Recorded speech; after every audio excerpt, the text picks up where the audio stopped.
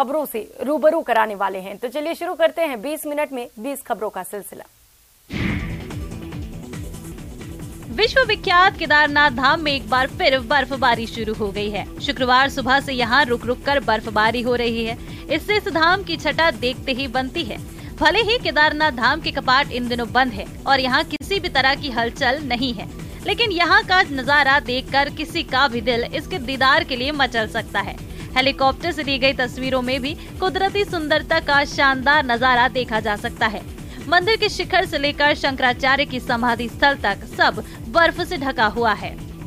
मौसम के बदले मिजाज के साथ गंगोत्री धाम सहित हर्षिल घाटी में भी बर्फबारी हुई।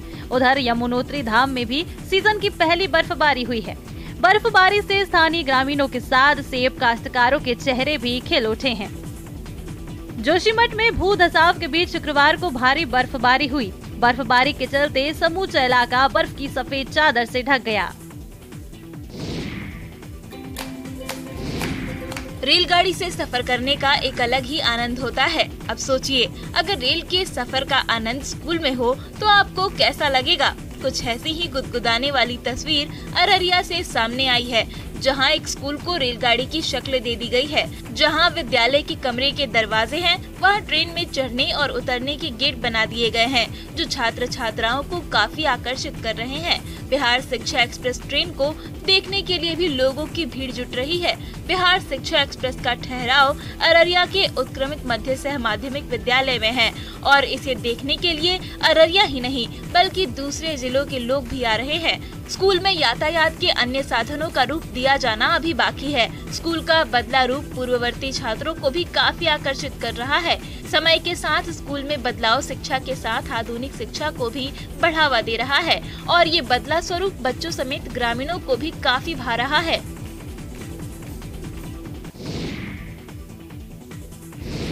भारत में जम्मू कश्मीर से लेकर पूरे उत्तर भारत और गुजरात के लोग कड़ाके की ठंड को झेल रहे हैं। भारी शीतलहर के कारण आम जनजीवन पूरी तरह से प्रभावित हो रहा है। गुजरात में भी शीतलहर का दौर जारी है। पिछले कुछ दिनों से सर्दी, कोहरे और प्रदूषण का भारी कहर है। इसका असर न सिर्फ इंसानों पर बल्कि पशु पक्षियों पर भी साफ नजर आ रहा है। जी हाँ, इंसानों के साथ पक्षियों पर भी ठंड की मार पड़ रही है। छोटे पक्षियों के पंख कमजोर होते हैं, इसलिए ज्यादा ठंड बर्दाश्त नहीं कर पाते। पंख सिकुड़ने से उनका उड़ना मुश्किल हो जाता है। पर राहत की बात यह है कि यहाँ ऐसा कुछ भी नहीं है। परिंदे चहचहा रहे हैं। तस्वीरें गुजरात के बडोदरा स्थित सयाजी बाग चिड़ियाघर की हैं। यहाँ परिंदों के लिए खास इंतजाम किए गए हैं। सर्दी में परिंदों को सेहतमंद रखने के लिए न सिर्फ उनके पिंजरों को गर्म रखा जा रहा है, बल्कि उन्हें खास डाइट भी दी जा रही है। अनाज की जो बोरियां आती है, तो अनाज की बोरियों के अंदर सूखे घास का भूसा भर के उन्हें अंदर एक चटाई या गद्दे जैसा देते हैं, जिसके ऊपर रात के समय दरमियान वो आराम करके अपना खुद को गर्म रख सके।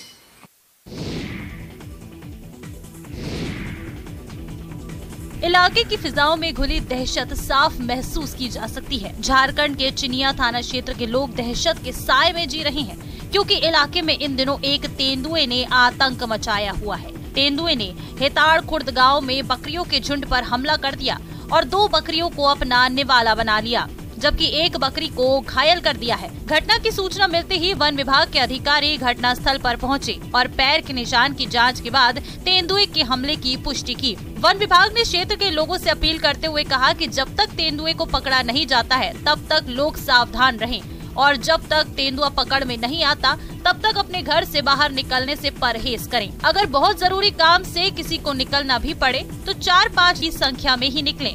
तेंदुए के आतंक से पूरे इलाके में दहशत है। लोग अपने घर में दुबक कर रहने को मजबूर हैं।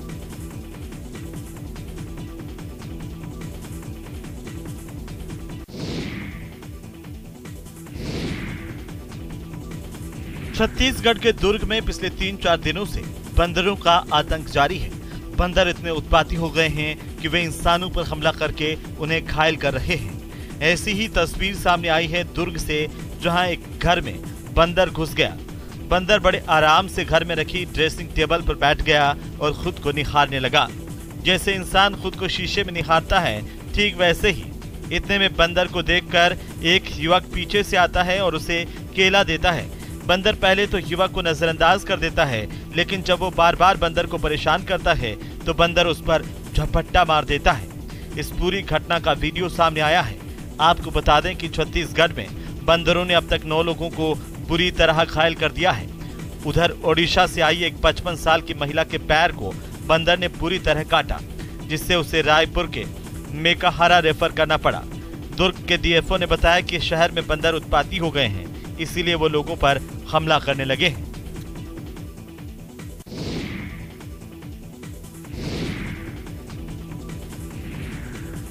कुदरत अपने अंदर क्या क्या समेटे हुए है, इसके बारे में अंदाजा लगा पाना थोड़ा मुश्किल है, लेकिन समय समय कुछ ऐसी चीजें सामने आ जाती हैं जिसे देखकर 1 मिनट के लिए आपको अपनी आंखों पर यकीन नहीं होगा।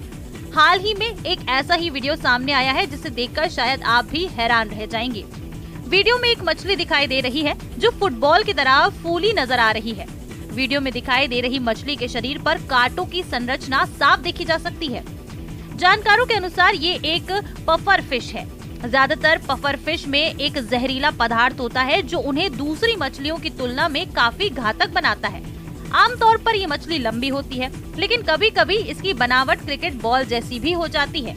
इस वीडियो में जो हैरतअंगेज मछली दिख रही है वो अपने मन के अनुसार अपना आकार बदल लेती है, ठीक वैसे ही जैसे इस वीडियो में लोगों से घिरने के बाद डर से अपना बदन फुला ले रही है।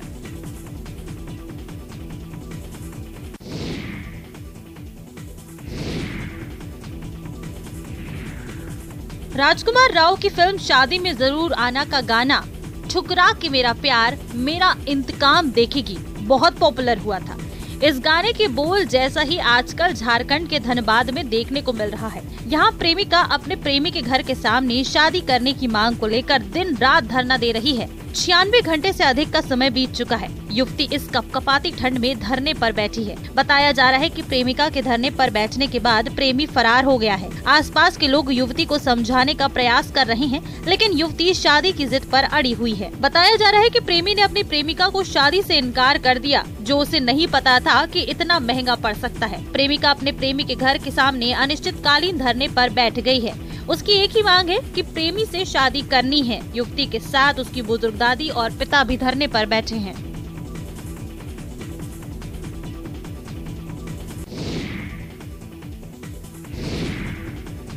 सैलानियों ने आसमान से काशी का वैभव निहारा। शुक्रवार को काशी में चल रहे हॉट एयर बैलून शो का अंतिम दिन था। सैकड़ों लोगों ने 4 दिनों तक काशी की आभा को आसमान से देखा। शुक्रवार को काशी के सतरंगी आसमान से दूसरे देशों के प्रतिनिधियों ने भी सुबह बनारस देखी। पर्यटन विभाग ने हॉट एयर बैलून के अंतिम दिन प्रतिनिधियों को काशी का दीदार करवाया। इसमें ताजिकिस्तान, रूस, उज्बेकिस्तान, किर्गिस्तान, तजाकिस्तान और भारत के 15 प्रतिनिधि शामिल थे। देखिए, आज 10 बलून जुड़े हैं। थोड़ा लेट हम उड़ पाए क्योंकि धुंध बहुत थी, और आज एससीओ के मेंबर्स जो कल राइड नहीं ले पाए थे धुंध की वजह से, आज उन्होंने राइड ली है। लगभग 15 लोग हैं एससीओ मेंबर्स जो गए हैं। हॉट एयर बैलून का ये दूसरा साल था जिसमें काशी के कुछ गणमान्य लोगों के साथ दूसरे देशों के प्रतिनिधियों ने भी इसका लुत्फ उठाया। काशी की सतरंगी आभा को देखकर हर कोई आकर्षित हुआ।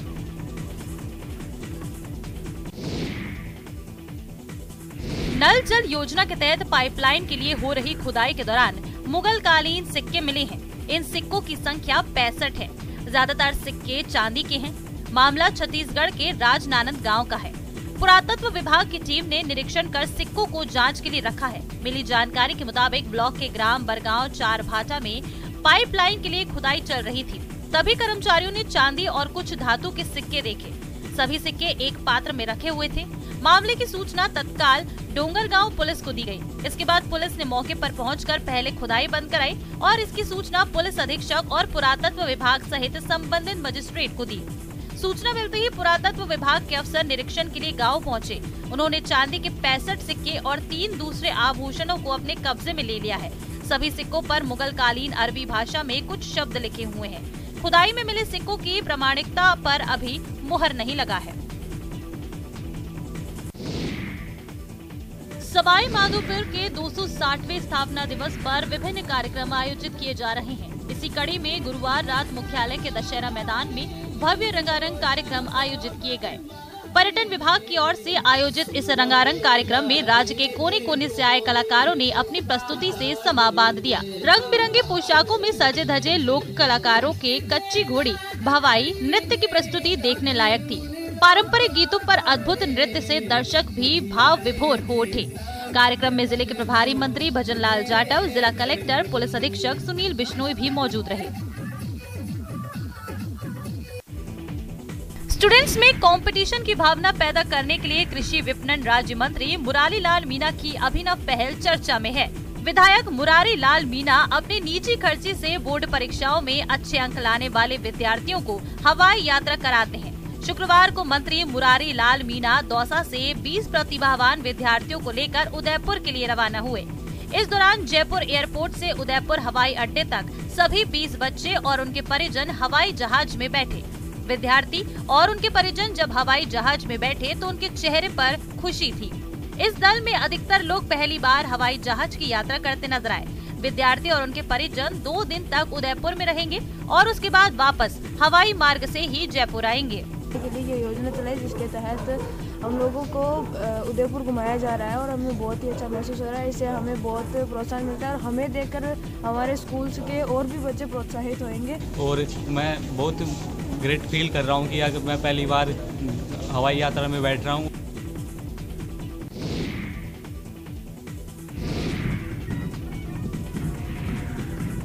इस बार गणतंत्र दिवस पर पहली बार बीएसएफ की महिला जवानों की टुकड़ी शामिल होगी। ऊंट सवारों की टुकड़ी में पहली बार सीमा सुरक्षा बल की महिला पुरुष जवानों के साथ कंधे से कंधा मिलाते हुए सलामी देंगी। महिलाओं को कैमल के ऊपर सवार कर और एक बहुत बड़ा लास्ट ईयर यहाँ जैसलमेर में हुई थी और इस बार 26 जनवरी के अंदर 20 से 25 महिलाएं जो है हमारे जवानों के साथ कंधे से कंधा मिला के ऊंट के ऊपर जो है वो परेड करेंगी और आई एम श्योर सबसे बड़ा अट्रैक्शन इस बार 26 जनवरी का यही रहेगा। कार्यक्रमों को लेकर महिला जवानों की दिल्ली में ट्रेनिंग चल रही है। गौरतलब है कि सीमा सुरक्षा बल की प्रसिद्ध ऊंट सवार टुकड़ी 1976 से गणतंत्र दिवस समारोह का हिस्सा रही है। इससे पहले तक सेना की इसी तरह की टुकड़ी इसमें भाग लेती थी। 1976 के बाद बीएसएफ के ऊँटों की टुकड़ी में सशस्त्र जवान और बैंड के सदस्य शामिल होते हैं। बीएसएफ देश का इकलौता बल है जो अभियान और समारोह दोनों ही मोर्चों पर ऊँटों का उपयोग करता है। बीएसएफ के जवान राजस्थान में थार रेगिस्तान से लगी भारत पाकिस्तान अंतर्राष्ट्रीय सीमा पर गश्त के लिए ऊँटों का इस्तेमाल करते हैं। में जो घरेलू कंडीशंस थी, हालात थे मेरे, तो वो थोड़े वीक चल रहे थे उन दिनों। तो उसके लिए फीस वगैरह जो मुझे फेयर देनी पड़ती थी वहाँ मागाम से लेके राजबाग आने तक टाइम, तो बहुत ज़्यादा मुश्किल था मेरे लिए। लीक से हटकर चलना, मंजिल हासिल करना कभी आसान नहीं रहा, लेकिन उस शख्स की परेशानियों के बारे में सोचिए जिसके कदम कदम पर मुश्किलों के पहाड़ थे, लेकिन इसकी हिम्मत के हिमालय ने तमाम मुश्किलों को ऐसी मात दी कि जमाना देखता रह गया। जम्मू कश्मीर के बारामूला जिले के एक छोटे से गांव से ताल्लुक रखने वाले तसादुक हुसैन ने एब्स्ट्रैक्ट आर्ट पेंटर के तौर पर पूरी दुनिया में अपना नाम का डंका बजाया है। घर के आर्थिक हालात अच्छे नहीं थे, मुफलिसी मुंह बाएं खड़ी थी, लेकिन इन्हें बचपन से ही रंगों और कूचियों से खेलने का शौक था। 12वीं के बाद ये श्रीनगर के फाइन आर्ट्स कॉलेज में दाखिला लेना चाहते थे, जो पूरा नहीं हो पाया। इसके बाद इन्होंने श्रीनगर के institute of music and fine arts में एडमिशन लिया और बाद में दिल्ली के जामिया मिलिया इस्लामिया से पीजी किया। आज इनके एग्जीबिशन से देश ही नहीं विदेश भी धमाल मचाते हैं। Tasadduq Hussain abstract art painter के तौर पर बड़ी तेजी से अपनी पहचान पुख्ता कर रहे हैं।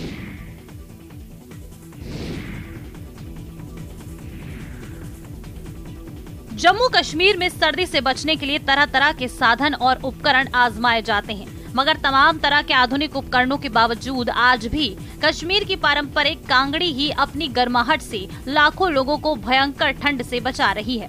यहाँ पहाड़ों पे बहुत जोर से बहुत बर्फ पड़ी हुई है और यहाँ पे बड़ी कड़ाके की सर्दी पड़ रही है, इसलिए हमें कांगड़ी हमारा एक सहारा है। और ये बहुत अधिक बात है कि आज जो कांगड़ी की सेल लगाई है वो भी आधे रेट पे सेल लगाई हुई है। यहाँ की 300 की कांगड़ी वो 150 में दे रहे हैं। यहाँ पे कांगड़ी के बगैर यहाँ रह नहीं सकता है।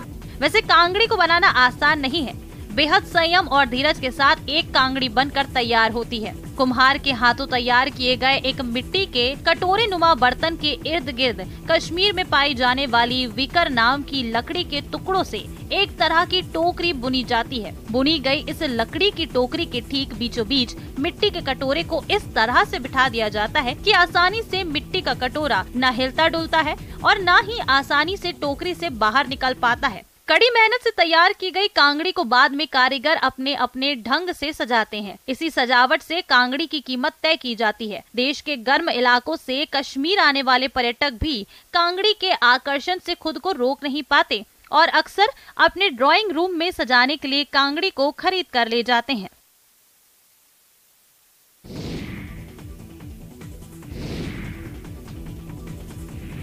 आपने सुना होगा, ऊपर वाला जब देता है तो छप्पर फाड़ कर देता है। सामान्य से दिखने वाले इस घर में भी ऐसा ही हुआ। पंजाब के डेराबस्सी में 88 वर्षीय बुजुर्ग ने 5 करोड़ की लॉटरी जीती है। दरअसल पंजाब राज्य में लोहड़ी मकर संक्रांति बम्पर लॉटरी 2023 के परिणाम 16 जनवरी को घोषित किए गए थे, जिसमें द्वारका दास को 5 करोड़ का पहला पुरस्कार मिला। निर्धारित प्रक्रिया पूरी करने के बाद 30% टैक्स काट कर इन्हें राशि मिल जाएगी। लॉटरी जीतने के बाद महंत द्वारका दास के बेटे ने कहा कि परिवार खुश है, लेकिन परिजनों के पांव अभी भी जमीन पर हैं। वो कहते भी जब गया कम नहीं किया, अब आया तो खुशी तो है ही है, पर ऐसी नहीं है कि हम हवा में उड़ने लग जाएंगे। द्वारका दास पिछले 35 से 40 सालों से लॉटरी खरीद रहे थे। द्वारका दास ने जीत की रकम को अपने दोनों बेटों और अपने डेरे में बांटने की बात कही।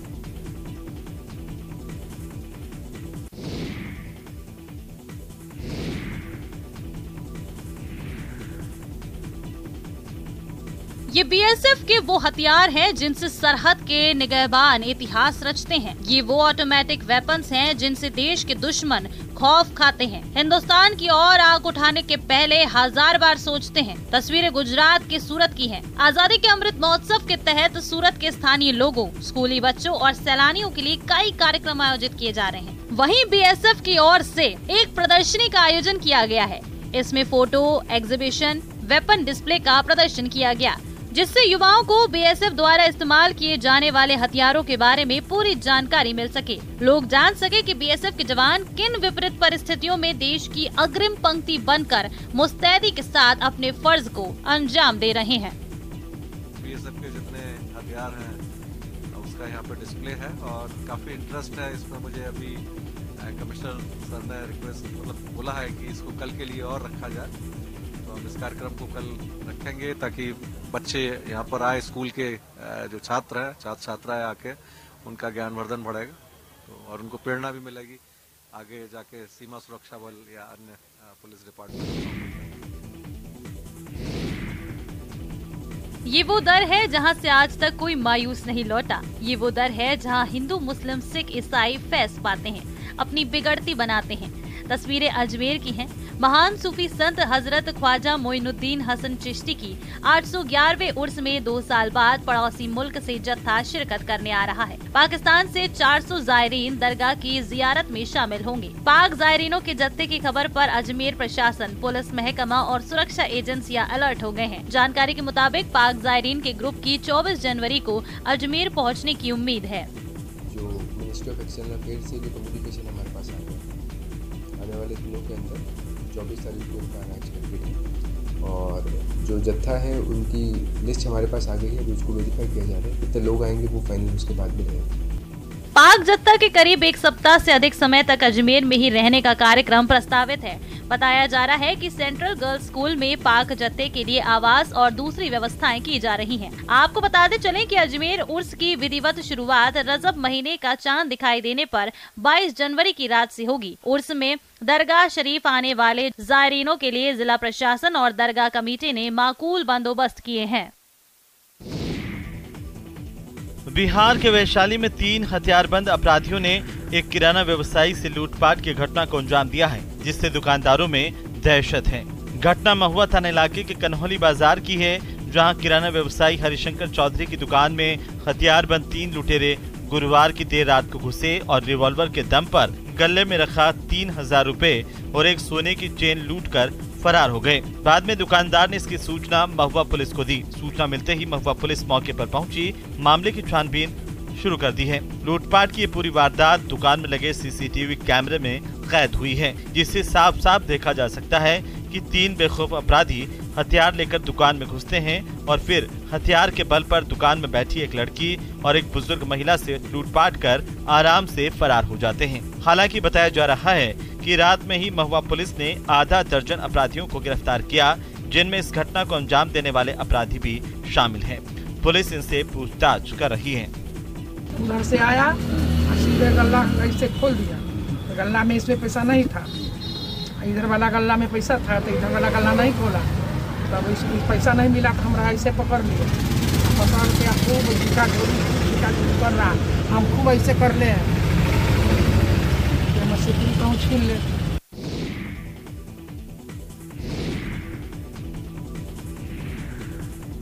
नांदेड़ से अमृतसर जा रही सचखंड एक्सप्रेस के सामान्य कोच में सिगरेट पीने को लेकर 2 यात्रियों में झगड़ा हो गया। सिख यात्री ने तलवार निकाल ली, इस कारण दूसरे यात्री पवन के हाथ पर चोट आ गई। सबसे ट्रेन में लड़ाई करने लगा था तो वो मेरे से भी लड़ने लगा, तलवार दिखाने लगा, तलवार पे पट्टा चढ़ा हुआ था तो उसने मेरे यहाँ पर तलवार मारी। उस समय मेरे कुछ नहीं हुआ और उसने मेरे लात मारी, गाली बकने लगा। मिली जानकारी के मुताबिक नांदेड़ के सरदार मोहन सिंह अमृतसर जा रहे थे। पवन के सिगरेट पीने को लेकर धौलपुर से ही दोनों में झगड़ा होने लगा। आगरा के बाद ये झगड़ा काफी बढ़ गया। पवन ने अपने साथियों को फोन कर दिया। मोहन सिंह को लगा कि उसके साथ मथुरा स्टेशन पर मारपीट करेंगे। ट्रेन के मथुरा जंक्शन पहुंचने पर मोहन सिंह ने तलवार निकालकर पवन पर हमला कर दिया। पवन के हाथ में तलवार से चोट आ गई। इस घटना से ट्रेन में अफरा तफरी मच गई है। वहीं ट्रेन के चलते ही किसी ने चेन पुलिंग कर दी। पुलिस ने आरोपी को गिरफ्तार कर लिया है। उसमें 2 व्यक्तियों का सिगरेट पीने को लेकर जनरल डब्बे में विवाद हो गया था। इस संबंध में वादी द्वारा थाना मथुरा पर अभियोग पंजीकृत कराया गया है। आवश्यक विधिक कार्रवाई की जाएगी। जो तस्वीरें आप अपनी टीवी स्क्रीन पर देख रहे हैं वो आपको विचलित कर सकती हैं। दरअसल मध्य प्रदेश के नरसिंहपुर से हादसे की दर्दनाक तस्वीर सामने आई है, जहां जिले के ओवरब्रिज के पास बड़ा हादसा हुआ। तस्वीरों में आप देख सकते हैं कि 4 साल का मासूम अपनी बुआ के साथ जा रहा था। मौत से बेखबर बुआ और भतीजा आराम से सड़क पार कर रहे थे। उन्हें क्या पता था कि पीछे से आ रही बस काल बनकर उनको कुचल देगी। बस ड्राइवर ने महिला और मासूम को इतनी बेदर्दी से रौंदा कि मासूम की मौके पर ही मौत हो गई। वहीं गंभीर रूप से घायल महिला ने इलाज के दौरान दम तोड़ दिया। फिलहाल पुलिस सीसीटीवी के आधार पर ड्राइवर की तलाश कर रही है। आपको बता दें कि यह बस नरसिंहपुर से सागर जा रही थी, तभी हादसा हुआ।